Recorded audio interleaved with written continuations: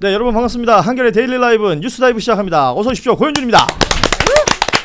반갑습니다. 자, 오늘 함께해 주실 세 분 만나보죠. 먼저 오윤혜 씨부터 인사드립니다. 안녕하세요. 반갑습니다. 오윤혜입니다. 비오는 화요일입니다. 예, 네. 비오는 화요일. 자, 박영식 평론가 함께합니다. 어서 오십시오. 네, 안녕하세요. 네, 시사 비둘기 박영식입니다. 아, 왜 비둘기죠? 네, 요즘에 누가 별명을 붙여주셔가지고. 왜요? 아, 요즘에 그 유튜브에서 댓글로 이제 싸우시는 분들이 왕왕 보이면 제가 다 화해시켜드립니다. 아, 그래서 유튜브계 UN, 유튜브계의 DMZ 비무장지대. 또 어떤 분이 시사 비둘기를 하라고 그래가지고 그냥 오늘부터 그냥 시사 비둘기 하려고. 평화 비둘기. 네, 이런. 평화주의자. 비둘기 좋네요. 네. 예. 자, 우리 시사 비둘기 박영식 평론가였고, 자, 이병철 TV 사이다 이병철 변호사 나오셨습니다. 안녕하세요. 예, 어서 오십시오. 자, 날씨가 조금 전까지는 비가 굉장히 거세게 몰아치더니 또 약간 잦아들고 있는 것 같습니다. 날씨가 요란스럽고 아마 내일 전국적으로 비 오고 나면 기온이 조금 내려간다 그래요. 강릉에 비가 많이 왔으면 좋겠는데 궁금합니다. 그 얘기들 많이들 하시죠. 네. 예. 강릉 가뭄 해갈에도 도움이 됐으면 좋겠고 또 늦더위 때문에 고생하셨던 분들한테 내일부터는 좀 선선한 가을 날씨가 될 수 있을 것 같아서 네. 좀 다행스럽기도 하고요.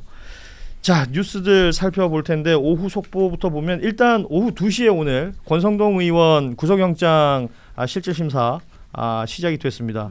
그 출석하는 길에 권성동 의원이 입장을 냈는데 문재인 시절의 검찰과 이재명 시대의 특검 동일하다. 본인은 떳떳하다. 무리한 수사, 부실한 구속영장 청구, 정치 권력과의 이해관계가 얽혀 있다는 점에서 똑같다. 뭐 이런 입장을 냈다고 합니다.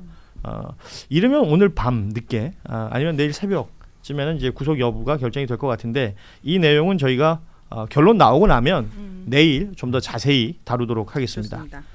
자, 그리고 한학자 통일교 총재 측에서 계속 안 나왔잖아요. 그래서 세 번 안 나온 부분에 대해서 특검에서 체포영장 청구를 얘기를 하니까 17일 오전 10시, 그러니까 내일 오전 10시가 됩니다.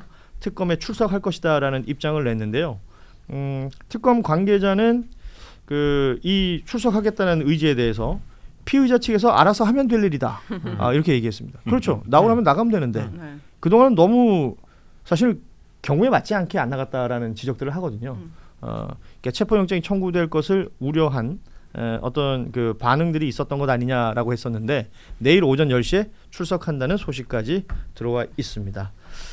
자, 그리고 뭐 지난 며칠 뉴스를 휘감고 있는 내용은 조희대 대법원장 사퇴에 대한 이야기가 되는 것 같습니다. 지금 여당에서는 뭐 법사위원장, 당 대표 그리고 뭐 여러 중진 의원들 중심으로 해서 조희대 대법원장 사퇴 촉구를 하는 목소리가 계속 커지고 있고요.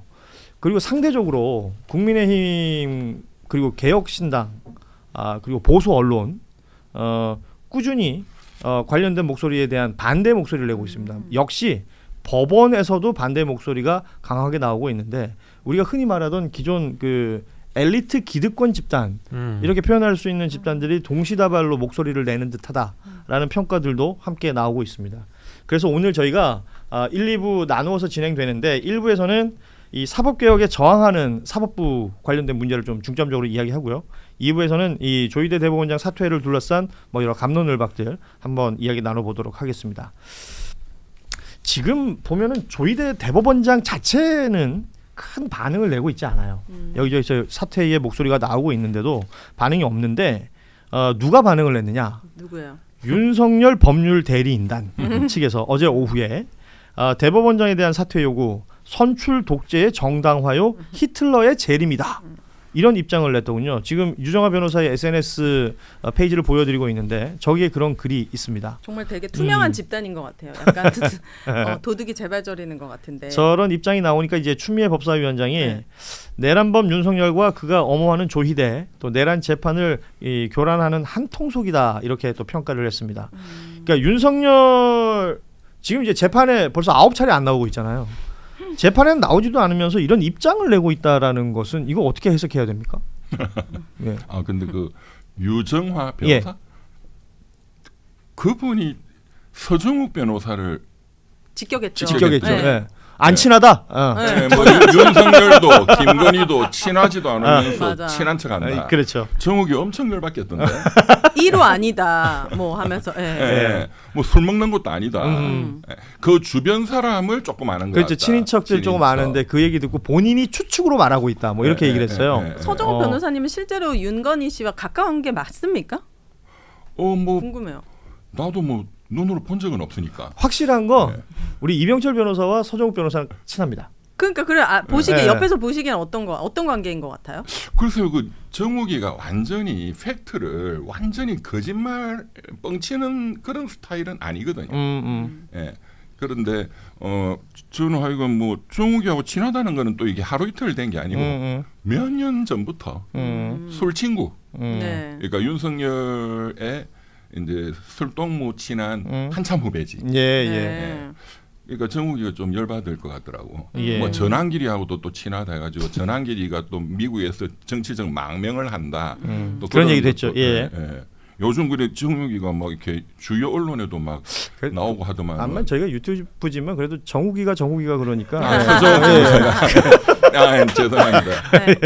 이제 또 친근한 캐릭터니까. 뭐 김정욱인지 이정욱인지 우리가 모를 수 있으니까. 서정욱 변호사. 근데 얘기하고 서정욱 있는 거. 변호사님 같은 경우에는 이게 처음이 아니거든요. 그 전에도 김건희 씨가 면회 갔을 때 관련해서 입장을 냈다가 또 크게 되치기 당했는데 그때도 무슨 입장을 내진 않더라고요. 서정욱 변호사님 억울하다, 아니다 이런 입장을 안 내요.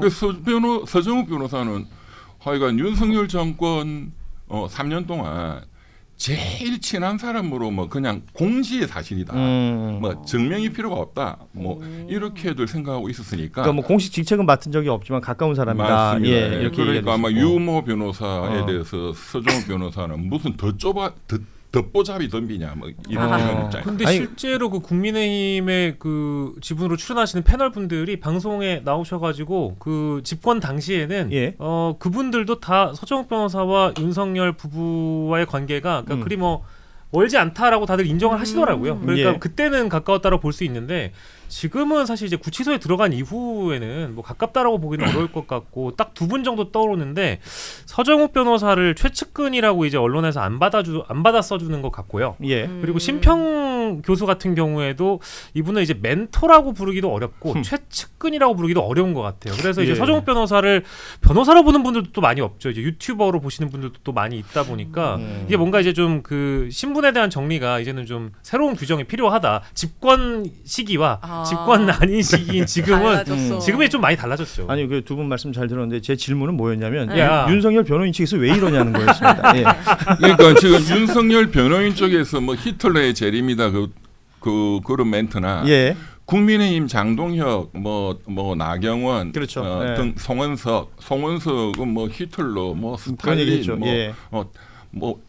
다 들면서요. 나와. 목택동 김일성까지. 예. 네. 그런데 사실은 거꾸로죠. 윤석열이가 했던 게 딱 그 사람들 행태인데 제가 꼭 좀 시청자들께 이 말씀드리고 싶은 것이 그 반민특위 얘기를 하잖아요. 그 천대 법원행정처장도 예. 반민특위 이런 것은 당시 헌법의 근거 규정이 있었다. 예. 근데 지금 뭐 내란특별재판부 이런 건 헌법의 근거도 없고 등등 위헌이다. 그래서 제가 반민특위법을 찾아봤어요. 예. 당시 헌법에 뭐 근거가 있기는 한데 이제 그것도 반민특위 설치 법률에 따라서 한 거거든요. 그렇죠. 지금도 내란특별재판부 예. 뭐 법안 이렇게 하는 것처럼 저도 굉장히 놀랐습니다. 그 법률에 이제 그 반민특별위원회고 예. 위원회 안에 그 반민특위 특별 검찰부가 있고 예. 재판부가 있어요. 아하. 그 이제 재판부 구성이 어떤 판사들로 구성되느냐. 그게 지금 우리하고 비교되는 거잖아요. 네네. 지금 보니까 16명인데 국회의원이 한 대여섯 명이고 재헌의회죠. 예, 해당되고 그다음에 독립운동가들 명망이 있는 그런 분들이 한 5명이고 그리고 그런 분들을 일제 때 또 변론하고 했던 사실상 독립운동했던 변호사분들 이거 실제 그 당시 현직 판사는 한 4명 정도밖에 안 돼요. 그리고 그 특별재판부 부장 재판장님은 그 유명한 그 초대 대법원장 가인 김병로 선생. 그렇습니다. 그분이야 예. 뭐 워낙에 존경받는 분이고. 예. 모든 법조인들이 다 예. 배우는 인물이기도 하고. 그렇습니다. 그러니까 그 반민특위와 비교하더라도 지금은 그냥 현직 판사 중에서 서울중앙지방법원에 지금 직위원 재판부 말고 별도로 존경받는 판사들에 의한 재판부를 그러니까 전담 재판부죠. 두자 이런 거잖아요. 그러니까 반민특위 만약에 대로 하면 정치인들도 하고 막 해야 되는 거예요. 그러니까 반민특위를 뭐 들고 나와가지고 뭐 위원이다 이런 그 자체가 전혀 사실관계도 안 맞지만 오히려 그 지금 국민의힘이나 이런 쪽에 엄청나게 불리하다.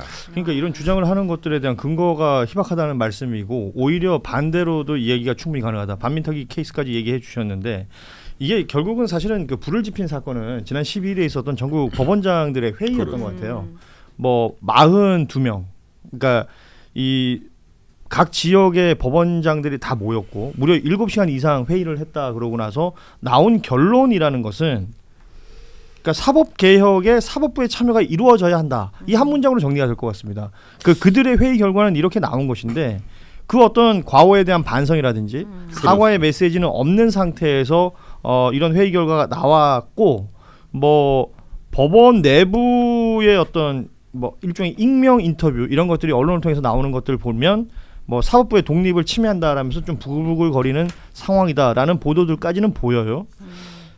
이게 저는 그 생각이 드는 거예요. 계속해서 사법부에서 얘기하는 게 사법부 독립 그러잖아요.